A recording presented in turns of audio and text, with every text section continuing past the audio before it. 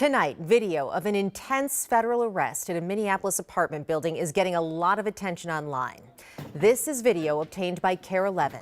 We now know the agents had a warrant to make a high-profile arrest. The Department of Justice says the man they arrested was a self-identified Antifa member, calling for law enforcement to be murdered.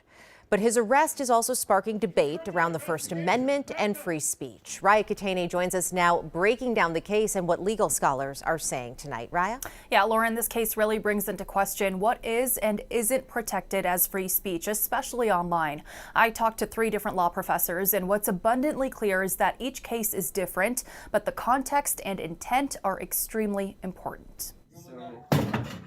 An early morning raid in Minneapolis led to the arrest of Kyle Wagner, accused by the Department of Justice of allegedly calling for the murder and assault of ICE agents. The DOJ says the 37-year-old posted statements on social media, including "ICE, we're coming for you," and "get your guns and stop these people." You really have to show that it's a serious threat. David Schultz is a professor of political science and legal studies. He says much of what is said online is protected by the First Amendment, but what's not considered free speech is what the U.S. Supreme Court calls true threats. It's got to be intentional, and it has to be serious threat, and it has to identify a particular person or group of people. And the Supreme Court and the courts are going to err on the side of free speech. A lot of context matters. For example, speech that's online, it's even harder to ascertain or consider that to be a true threat. According to law professor Raleigh Levine, it's especially hard to limit free speech online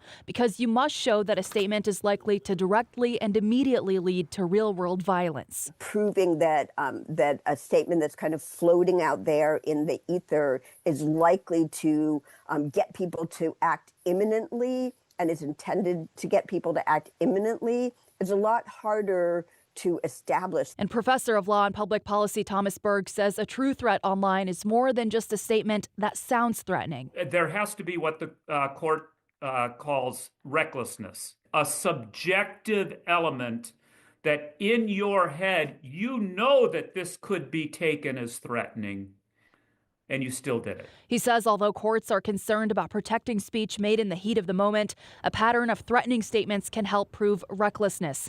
Ultimately, though, the context within each case will determine the outcome.